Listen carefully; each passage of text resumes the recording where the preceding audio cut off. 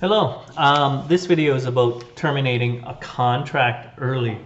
These days, the midnight run seems to be obsolete. I think the overall living conditions for native teachers and foreigners in Korea, as well as the protection allotted to us in the contracts, is a lot better, so that even if we have kind of unpleasant circumstances, often the 1 year being short enough period is tolerable and people complete their contracts.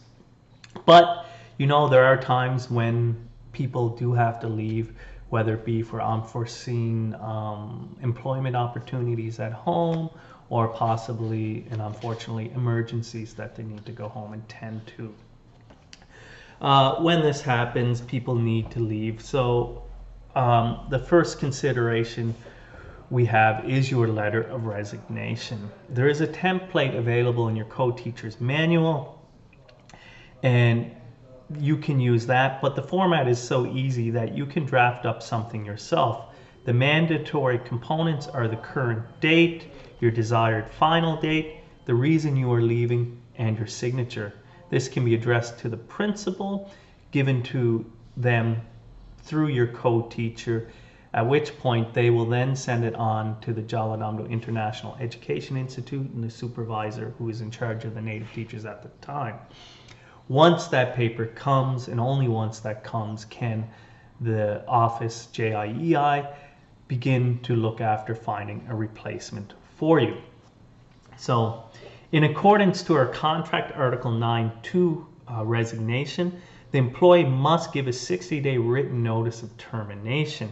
This is under ideal circumstances, of course, but in cases where a teacher must leave urgently, the schools are usually quite understanding. The schools cannot force you to stay here, but giving notice allows them time to sort out your finances and just makes an easier transition for everyone. A quick note, the Provincial Office of Education must report all of its teachers to immigration when they finish working with them. So your visa is connected through the office, so if you leave, they have to report it. And in the contract, it says that if you don't give the 60-day notice, that they will report it, and it can affect your eligibility to return to Korea in the future. Now, I believe something might be said if you leave, in a midnight run or something like that. But if you left early under urgent circumstances, I don't think this would affect your eligibility to return in the future. Okay. Keep in mind that if you're given less than 60 days, especially if you leave very suddenly, you can't expect your school to be able to resolve all your payments and things immediately. There's too many levels of hierarchy, red tape. Money needs to come from Office of Education, from the Jeollanamdo International Education Institute, from the Jeollanamdo Office of Education. So things can take a while. This is why they really need a notice. Okay. The contracts are set up in a way that encourage you to complete them in your entirety. If you don't and you break them early, there are repercussions, which can depend on whether it is your first contract or any subsequent contract after that. Okay. The first thing is the what we call flight allowances, or initial entrance allowance or exit allowance, and renewal bonuses. So if you break your initial contract before reaching the 6-month mark, you must pay back the entrance allowance, that 1.3 million you're given within 1 month upon arrival. So if you do not reach the 6-month mark, you must pay that back. This is given as a loan, and if you don't reach the 6-month mark, you pay this back. However, if you work between the 6-month and the 364-day mark, you do not have to pay that back. But because you do not complete the entire contract 365 days, you have to pay your own way home. You're not given an exit allowance of 1.3. Okay, you can see Article 10 Clause 2, initial contract. If this is your second or any subsequent contract, the 1.3 million contract completion bonus you were given for completing your last entire contract will be the last bonus money you will be given.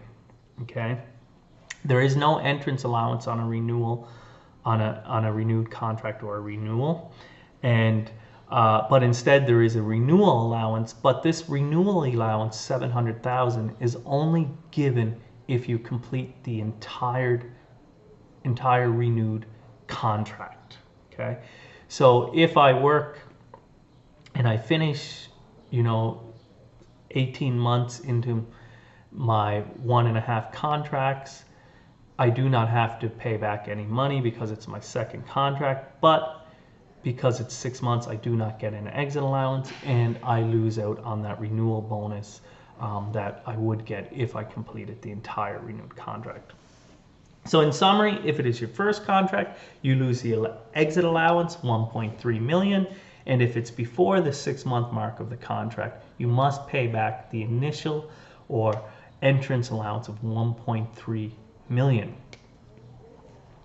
If it is your second or subsequent contract, you lose the exit allowance of 1.3 million and the contract renewal allowance of 700,000. So you lose 2 million in total. Okay. In terms of other money owed, there is salary, severance, and pension if eligible. Salary should be paid up until the last day you work, but keep in mind that chances are that if you're breaking your contract, you're not going to work the entire month. So the salary you receive will be at a prorated amount for the amount of days you work. So it's going to be less than a regular month's salary. In addition, if there's any money owed for overtime, maybe rural allowance, multiple school allowance, this money should be given at that point too. One other thing is the 600,000 security deposit. This is always held for a month or two because there will be a health insurance adjustment.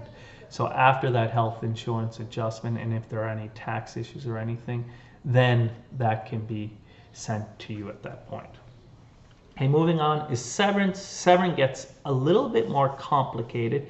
We can look at Article 13, Other Benefits. Section 7 details the severance, and it says that it must be paid according to the Ministry of Labor's Employee Retirement Benefit Securities Act.